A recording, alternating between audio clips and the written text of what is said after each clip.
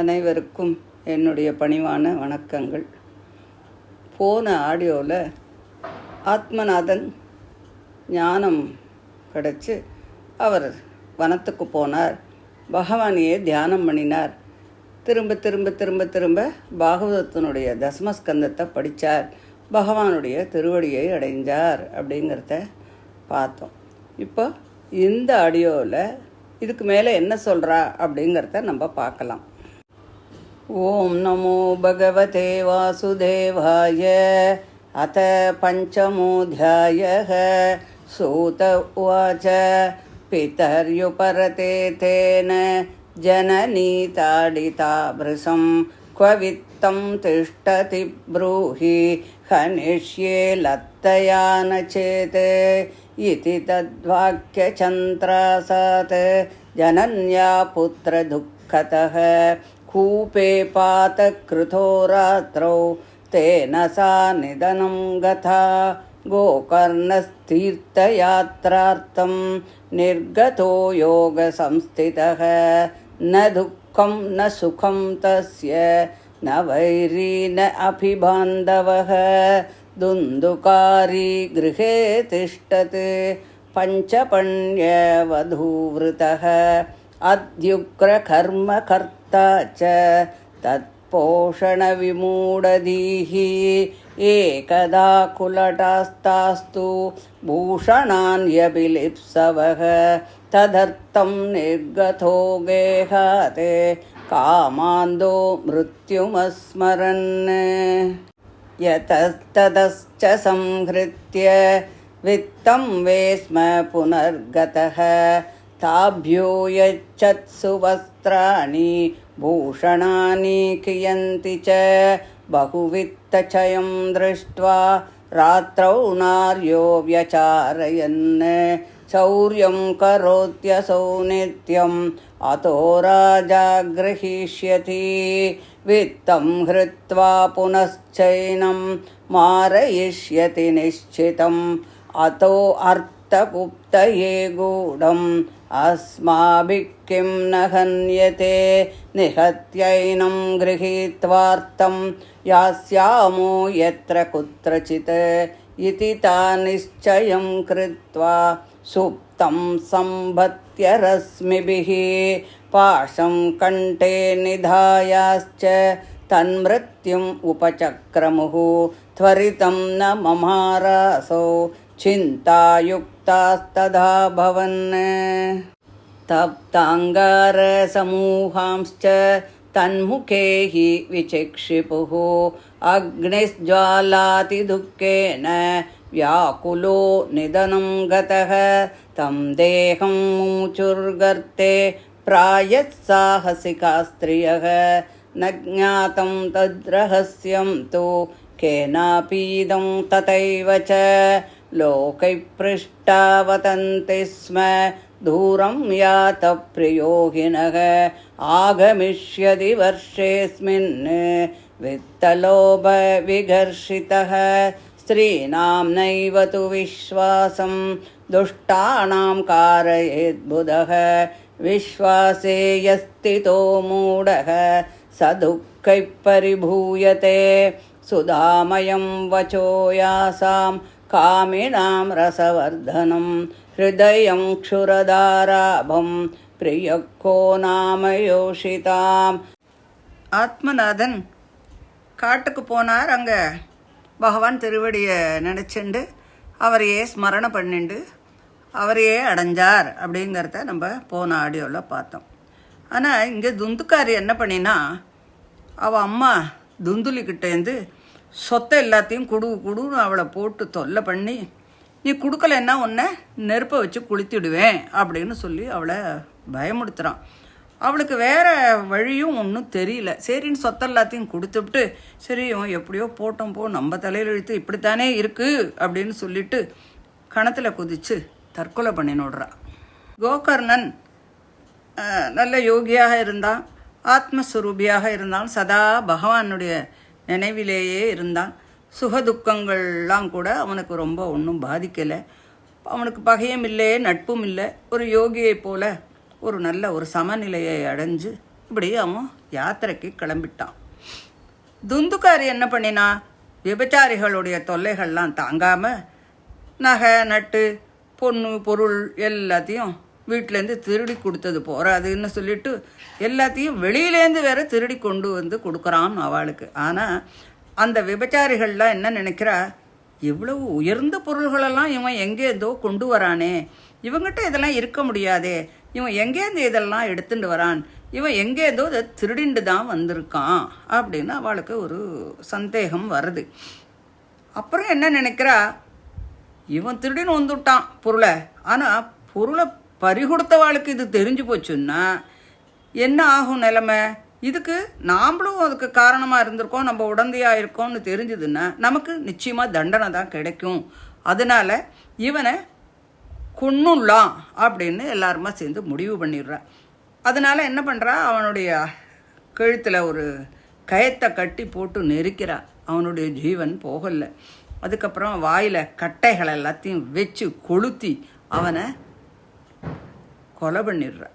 கொலையும் பண்ணிட்டு ஒரு குழியில் போட்டு ரகசியமாக புதைச்சி மூடிடுறா. அண்டாசலில் இருக்கிறவாள்லாம், என்னப்பா உங்கள் பார்த்துக்கு ஒருத்தர் வருவாரே, அவரை காணுமே அப்படின்னு கேட்குறா. இப்போ சொல்கிறா, இல்லை அவள் கொஞ்சம் ஃபாரின் போயிருக்கார், கொஞ்சம் வரத்துக்கு கொஞ்சம் நாள் ஆகும், வரத்தே கொஞ்சம் பணங்கள்லாம் சம்பாதிச்சுன்னு வரத்துக்காக போயிருக்காருன்னு அப்படின்னு சொல்லி ஏதோ ஒரு பொய்யை சொல்லி அவள்கிட்ட சமாளிக்கிறா. அதாவது தவறான சகவாசம் வந்து கொடுத்தோன்னா அது எப்பேற்பட்ட கஷ்டங்களையெல்லாம் கொடுக்கும் அப்படிங்கிறதுக்கு இது ஒரு நல்ல உதாரணமாக இருக்குது. சம்ஹிருத்ய வித்தம் தாயாதாக குலடா பகுபர்த்ருகாக துந்துகாரி பபூவாத மகான் பிரேத குகர்மதः வாத்யாரூபதரோ நித்யம் தாவந்தசதிசோந்தரம் शीतातप परिक्लिष्टो निराहारपिपासितः न लेभे शरणं क्वापि हा दैवेति मुहुर्वदन् कियत्कालेन गोकर्णो मृतं लोकात् अभूत्यत अनाथं तं विदित्वैव गया श्राद्धम् अचीकरत् यस्मिन् तीर्थे तु साम्याति तत्र सार्धम् अवर्तयते एवं भ्रमन् स गोकर्णः स्वपुरं समुपेयिवान् रात्रौ गृहाङ्गणे स्वप्तुम् आगतो अलक्षितः परैः तत्र सुप्तं स विज्ञाय दुन्दुकारी स्वबान्धवं निशीते दर्शयामास महारौद्रतरं वपुः सकृन्मेषः सकृत्तस्ति सकृच्च महिषो भवत् सकृतीन्द्रः सकृच्चाग्निः पुनश्च पुरुषो भवत् वैपरीत्यम् इदं दृष्ट्वा गोकर्णो धैर्यसंयुतः अयं दुर्गतिकः कोऽपि निश्चित्याततमब्रवीत् गोकर्ण उवाच कस्त्वम् उग्रतरो रात्रौ कुतो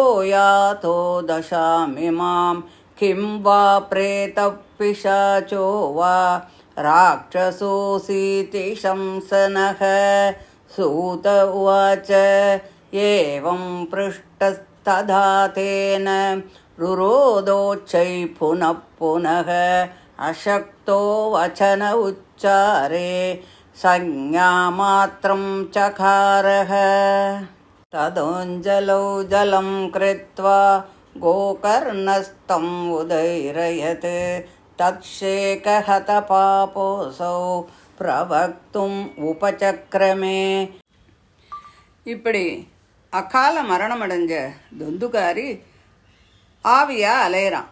அங்கும் இங்கும் லோ லோ லோ லோன்னு தண்ணி இல்லாமல் தவிக்கிறான். சில நாட்கள் போச்சு, துந்துகாரி செத்து போயிட்டான் அப்படிங்கிற விஷயம் கோகர்ணனுக்கு தெரியறது.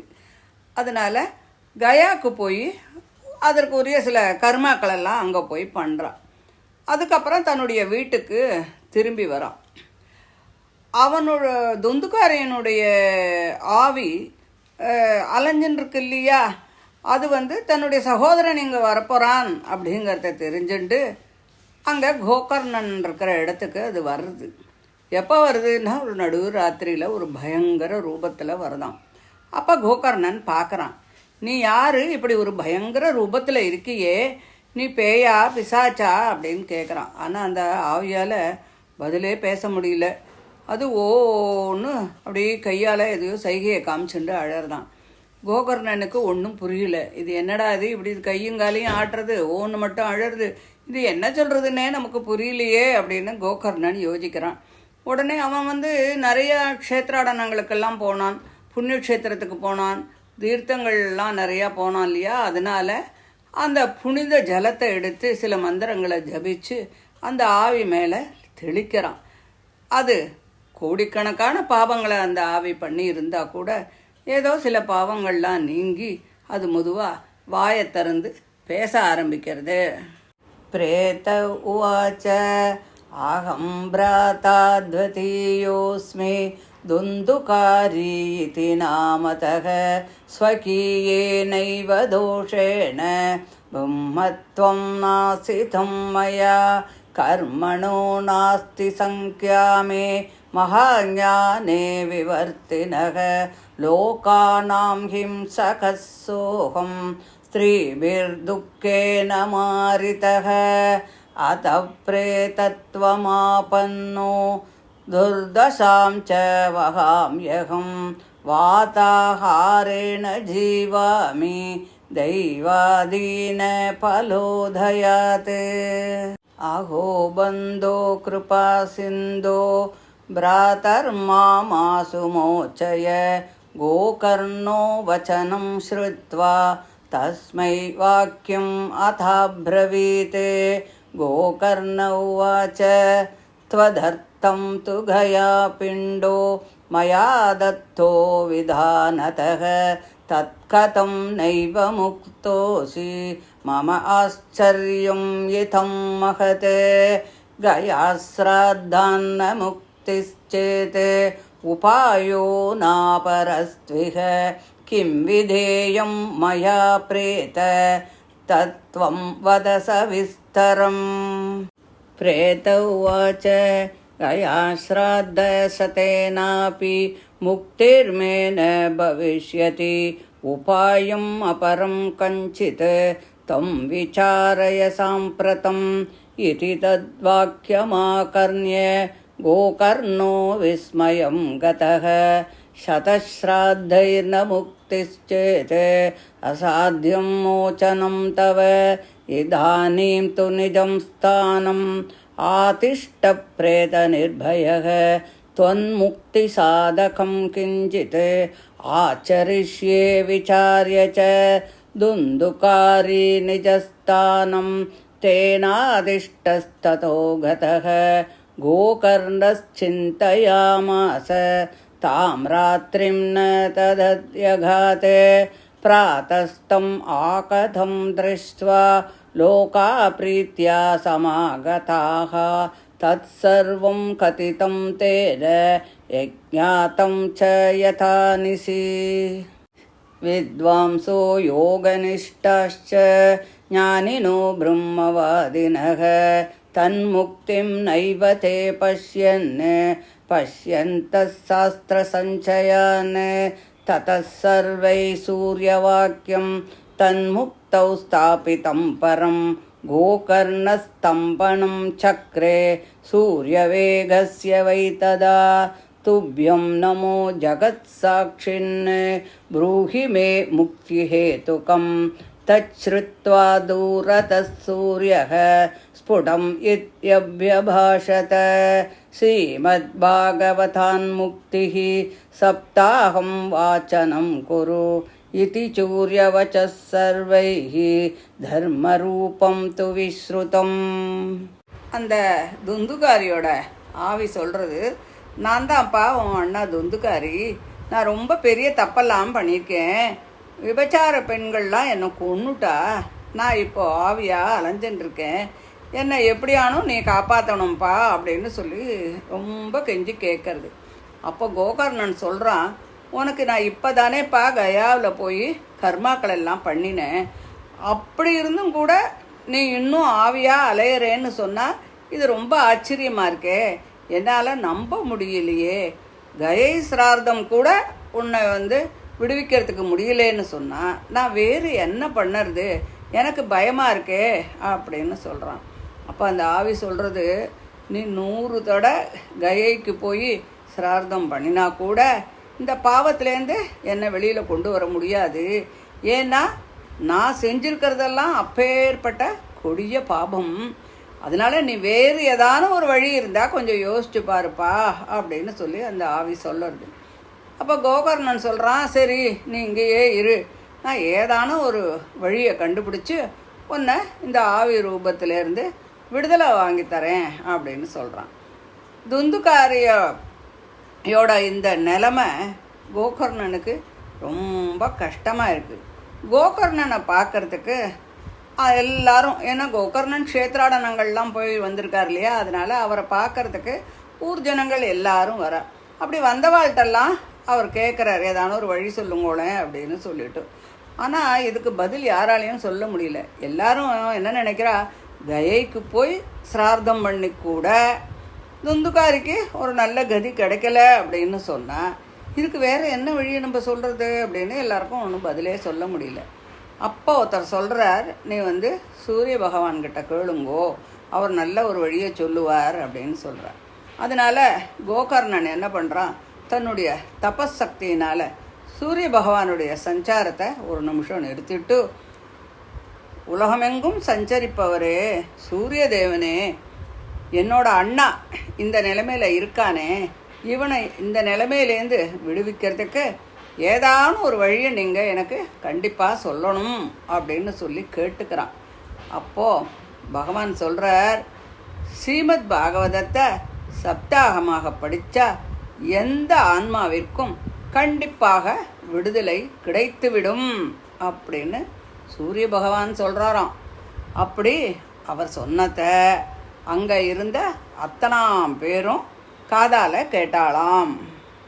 சர்வே ப்ருவன் பிரயத்னேன கர்த்தவ்யம் சுகரம் த்விதம் கோகர்ணோ நிச்சயம் கிருத்வா வாச்சனார்த்தம் பிரவர்த்திதः தத்ர சம்ஸ்ரவணார்த்தாய தேசகிராமாஞனாயுயுः பங்வந்தவ்ருத்தமந்தாஸ்ச தேபி பாபக்ஷயாய வை சமாஜஸ்து மகாஞாதோ தேவவிஸ்மயகாரகः யதைவாசனமாஸ்தாய கோகர்ணோ கதயத் கதாம் சம்பிரேதோபி ததாயாதः ஸ்தானம் பஷ்யன் யதஸ்ததः சப்தக்ரந்தியுதம் தத்ர அபஸ்யத் கீச்சகமுச்ச்ரிதம் தன்மூலச்சித்ரமாவிஸ்ய ஸ்ரவணார்த்தம் ஸ்திதோ ஹ்யசௌ வாதரூபீ ஸ்திதிம் கர்த்தும் அசக்தோ வம்சமாவிஷத் வைஷ்ணவம் பிராமணம் முக்கியம் ஸ்ரோதாரம் பரிகல்ப்ய சக பிரதமஸ்கந்ததः ஸ்பஷ்டம் ஆக்யானம் தேனுஜோ கரோத் தினாந்தே ரக்ஷிதாகாதா ததா சித்ரம் பபூவः வம்சைஹ கிரந்திபேதோ பூத் சசப்தம் பஷ்யதாம் சதாம் த்விதீயேஹ்னி ததா சாயம் த்விதீய கிரந்திபேதனம் த்ரிதீயேஹ்னி ததா சாயம் த்ரிதீய கிரந்திபேதனம் ஏவம் சப்ததினைश्चैव சப்தக்ரந்திவிபேதனம் கிருத்வா ச द्वादशस्कन्द श्रवणात् प्रेततां जहौ दिव्यरूपधरो जातः तुलसीदाममण्डितः पीतवासा गणश्यामो मुकुटीकुण्डलान्वितः ननाम भ्रातरं सद्यो गोकर्णम् इति चाब्रवीत् त्वयाहं मोचितो बन्धो कृपया प्रेतकश्मलात् धन्या भागवती वार्ता प्रेतपीडा विनाशिनी सप्ताहोऽपि तथा धन्यः कृष्णलोकफलप्रदः.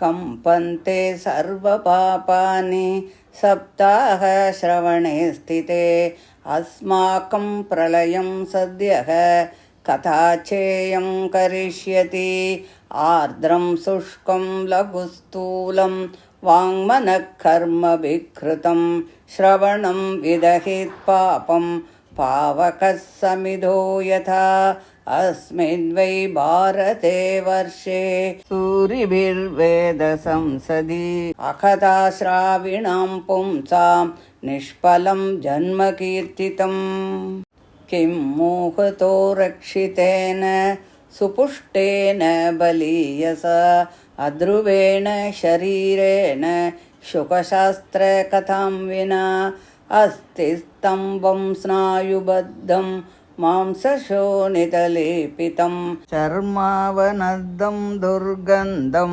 पात्रं मूत्रपुरीशयोः जराशोकविपाकार्तं रोगमन्दिरम् आतुरं दुष्पूरं दुर्धरं दुष्टं सदोषं क्षणभङ्गुरं कृमिविड्भस्मसंज्ञान्तं शरीरं इति वर्णितम् अस्थिरेण स्थिरं कर्म कुतोऽयं साधयेन हि यत्प्रातः संस्कृतं चान्नं सायं तच्च विनश्यति तदीयरससम्पुष्टे काये का नाम नित्यता सप्ताहश्रवणाल्लोके प्राप्यते निकटे हरिः अथो दोषनिवृत्त्यर्थम् एतत् एव हि साधनं बुद्बुधा इव तोयेषु मशका इव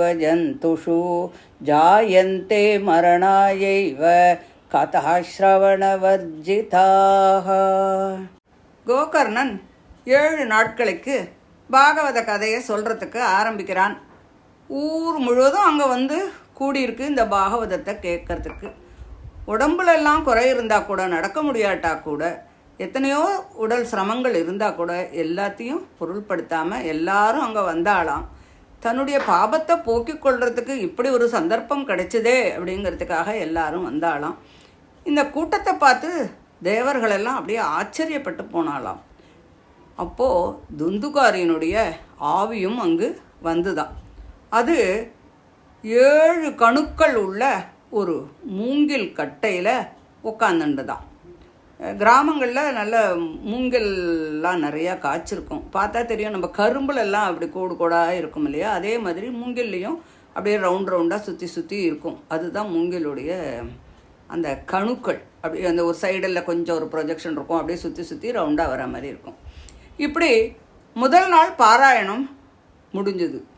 அந்த மூங்கில் கட்டையிலேருந்து ஒரு கணு தெரிச்சு விழுந்தது. 2வது நாளாச்சு, 3வது நாளாச்சு, இப்படி 4வது நாளாச்சு, இப்படி வரிசையாக 7 நாள் முடிஞ்ச உடனே 7 கணுவும் வெடித்து அந்த பிரேத ஆவி தன்னுடைய ரூபத்தை விட்டுட்டு தேவ ரூபம் அடைஞ்சது. அந்த தேவ ரூபம் பார்க்கறதுக்கு எப்படி இருந்துதான், பீதாம்பரத்தோட துளசி மாலையோட, காதில் குண்டலமா, தலையில் கவசமா. இதெல்லாம் யார் போட்டுப்பா? இதெல்லாம் கிருஷ்ண பரமாத்மாவனுடைய அலங்காரம் இல்லையா? அப்படியே கிருஷ்ண பரமாத்மா போல அலங்காரத்தில் அவனை எங்கே இருக்கிறவா எல்லாரும் பார்த்தாளாம். கோகர்ணா, நீ என்னை விட வயசில் சின்னவன் தான்ப்பா, இருந்தால் கூட உன்னை நான் நமஸ்கரிக்கிறேன்.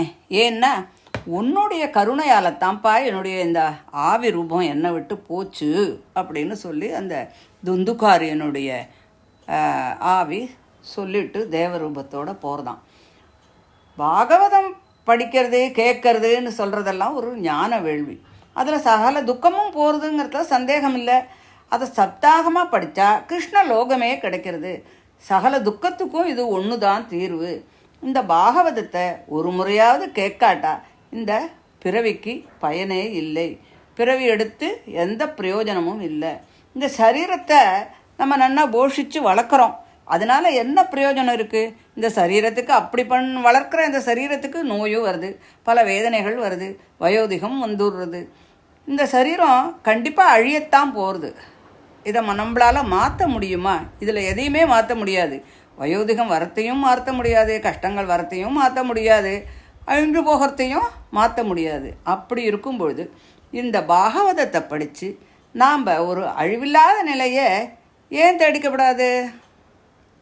ஜடஸ்ய சுஷ்கவம்சஸ்ய யத்ர கிரந்தி விபேதனம் சித்திரம் கிமு ததா சித்த கிரந்திபேத கதாஸ்ரவாத் வித்யதே ஹிருதய கிரந்திஹ சித்யந்தே சர்வசம்சயாः க்ஷீயந்தே ச அஸ்ய கர்மாணி சப்தாஹ ஸ்ரவணே கிருதே சம்சார கர்தமாலேப பிரக்ஷாலன பட்டீயசி கதா தீர்த்தே ஸ்திதே சித்தே முக்திரேவ புதை ஸ்மிருதா ஏவம் ப்ருவதி வை தஸ்மின் விமானம் ஆகமத்ததா வைகுண்டவாசிபிர்யுக்தம் பிரஸ்புரத்தீப்திமண்டலம் சர்வேஷாம் பஷ்யதாம் வேஜே விமானம் துந்துலீசுதः விமானே வைஷ்ணவான் வீக்ஷ்ய கோகர்ணோ வாக்கியமப்ரவீத் கோகர்ண உவாச்ச அத்ரைவ பகவः சந்தி ஸ்ரோதாரோ மம நிர்மலாः ஆனீதானி விமானானி ந தேஷாம் யுகபத் குதः ஸ்ரவணம் சமபாகேன சர்வேஷாம் இஹ திருஷ்யதே ஃபலபேதः குதோ ஜாதः பிரப்ருவந்து ஹரிப்ரியாः ஹரிதாசா ஊச்சுः ஸ்ரவணஸ்ய விபேதேன ஃபலபேதோத்ர சம்ஸ்திதः ஸ்ரவணம் து கிருதம் சர்வைः ந ததா மனனம் கிருதம் ஃபலபேதஸ்ததோ ஜாதோ பஜனாதபிமானத சப்தராத்திரம் உபோஷ்யைவ பிரேதேன ஸ்ரவணம் கிருதம் மனநாதி ததா தேன ஸ்திரசித்தே கிருதம் விருசம் அத்ருடம் ச ஹதம் ஞானம் பிரமாதேன ஹதம் ஸ்ருதம் சந்திக்தோ ஹி ஹதோ மந்த்ரோ வியக்ரசித்தோ ஹதோ ஜபः அவைஷ்ணவோ ஹதோ தேசோ ஹதம் ஸ்ராத்தம் அபாத்ரகம் ஹதமஸ்ஸோஸ்த்ரியே தானம் அநாச்சாரம் ஹதம் குலம் விஸ்வாசோ குருவாக்யேஷு ஸ்வஸ்மின் தீனத்வபாவனா மனோதோஷ ஜயश्चैव கதாயாம் நிஷ்சலாமதிः ஏவமாதீக்ருதம் சேத் ஸ்யாத் ததா வை ஸ்ரவணே பலம் புனः ஸ்ரவாந்தே சர்வேஷாம் வைகுண்டே வசதிர்த்ருவம் கோகர்ண தவ கோவிந்தோ கோலோகம் தாஸ்யதி ஸ்வயம் ஏவமுக்த்வா யயுः சர்வே வைகுண்டம் ஹரிகீர்த்தனாः ஸ்ராவணே மாசி கோகர்ணः கதாமூச்சே ததா புனः சப்தராத்திரவதீம் பூயः ஸ்ரவணம் தைக்ருதம் புனः கதா சமாப்தௌ யஜ்ஜாதம் ஸ்ரூயதாம் தச்ச நாரத விமானைः சக பக்தைश्च ஹரிராவிர்பபூவः ஜயசப்தா நமः சப்தாः தத்ராசன் பகவஸ்ததா பாஞ்சஜன்யத்வனிம் சக்ரே ஹர்ஷாத் தத்ர ஸ்வயம் ஹரிः கோகர்ணம் து சமாலிங்க்ய அகரோத் ஸ்வசத்ருசம் ஹரிः ஸ்ரோத்ரோணன்யான்கனஸ்யாமான் பீதகௌஷேயவாசசः கிரீட்டினः குண்டலினः ததா சக்ரே ஹரிः க்ஷணாத் தத்கிராமே யே ஸ்திதா ஜீவா ஆஸ்வசாண்டாலஜாதயः விமானே ஸ்தாபிதாஸ்தேபி கோகர்ணகிருபயா ததா பிரேஷிதா ஹரிலோகே தே யத்ர கச்சந்தி யோகினः கோகர்ணேன ச கோபாலோ கோலோகம் கோபவல்லபம் கதாஸ்ரவணத ப்ரீதோ நிர்யயௌ பக்தவத்சலக அயோத்தியாவாசினः பூர்வம் யதா ராமேண சங்கதாக ததா கிருஷ்ணேன தே நீதா கோலோகம் யோகி துர்லபம் யத்ர சூர்யஸ்ய சோமஸ்ய சித்தானாம் ந கதி கதா தம் லோகம் ஹி கதாஸ்தே து ஸ்ரீமத்பாகவதஸ்ரவாத் ப்ரூமோத்ர தே கிம் பலவ்ருந்தமுஜ்வலம் சப்தாஹயஜ்ஞேன கதாசு சஞ்சிதம் கர்ணேன கோகர்ண கதாக்ஷரோ யைஹி பீதஸ்ச தே கர்ப்பகதான பூயः வாதாம்புபர்ணாசனதேகசோஷணைः तपोभिरुग्रश्चिरकालसञ्चितैः योगैश्च संयान्ति न तां गतिं वै सप्ताहगाथा श्रवणेन यान्ति याम् इतिहासं इमं पुण्यं शाण्डिल्योऽपि मुनीश्वरः पठति चित्रकूटस्थो ब्रह्मानन्दपरिप्लुतः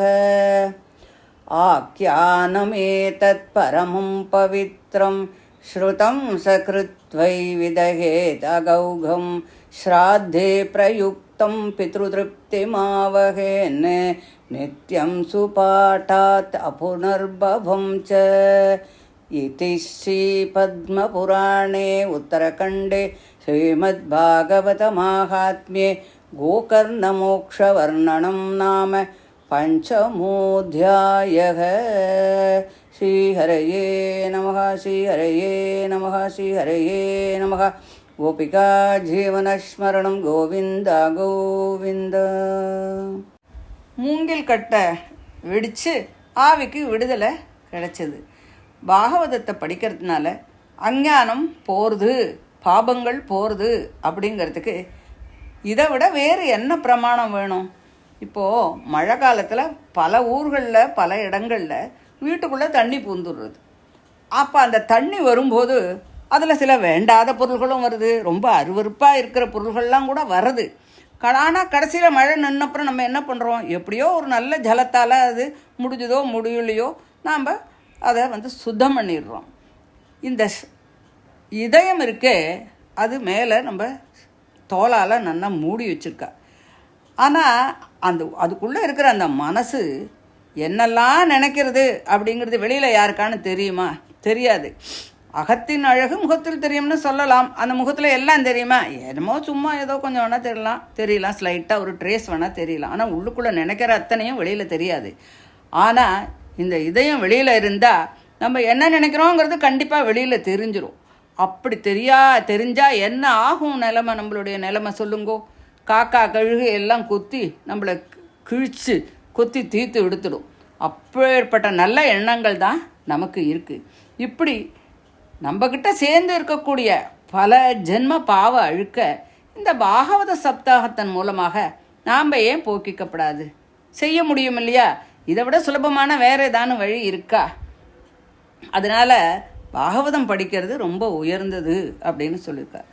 இந்த பிரேத ஆத்மாவை, அதாவது துந்துகாரியனுடைய பிரேத ஆத்மாவை அழிச்சுண்டு போகிறதுக்கு ஒரு புஷ்பக விமானம் வருது. எப்பேற்பட்ட பாக்கியம் பாருங்கோ. பாபங்களெல்லாம் பண்ணி ஆவியாக அலைஞ்சா கூட பாகவதத்தை கேட்டதால் புஷ்பக விமானமே அழிச்சுன்னு போகிறதான். அது எத்தனை பெருமை இந்த பாகவதத்துக்கு. அப்போ கோகர்ணன் கேட்குறான், இங்கே இருக்கிறவா எல்லாரும் தானே சப்தாகத்தை கேட்டா, அப்படியானா துந்துகாரியை மட்டும் இந்த புஷ்பக விமானம் அழிச்சுண்டு போகிறதே, மற்றவாளெல்லாம் அழிச்சுண்டு போகலையே. ஒன்றை கேட்டால் அது எல்லாருக்கும் பலன் சமமாகத்தானே இருக்கணும், இது என்ன பாரபட்சம் அப்படின்னு சொல்லி கேட்குறான்.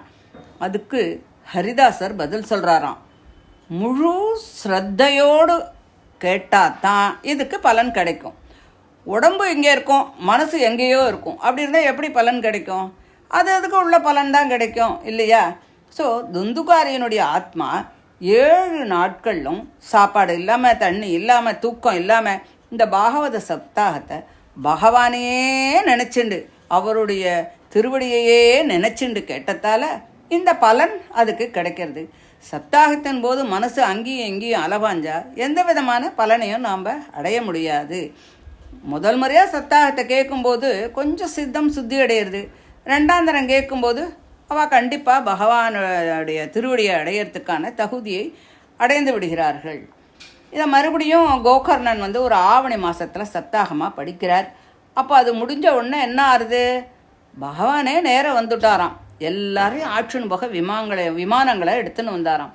பகவான் அந்த பக்தியினுடைய ஆனந்தத்தினால பாஞ்சஜன்யம்ங்கிற தன்னுடைய சங்கம் எடுத்து முழங்குறாராம்.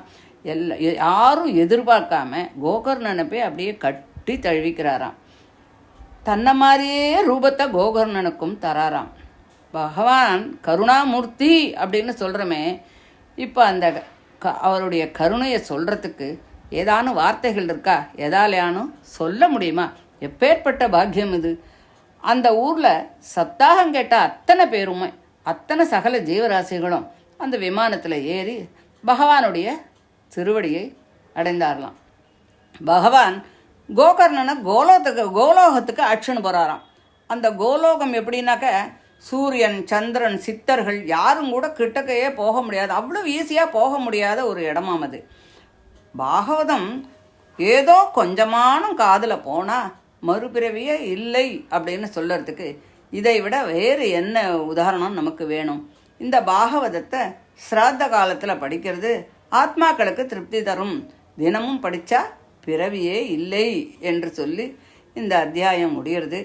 இந்த சப்தாகத்தை இதனுடைய பாகவதம் படிக்கிறதுனால என்ன கிடைக்கிறதுங்கிறத நம்ம பார்த்தோம். ஆனால் இதை படிப்பதற்கு 7 நாளில் ஒரு சப்தாகமாக பண்ணணும்னு சொல்கிறா இல்லையா?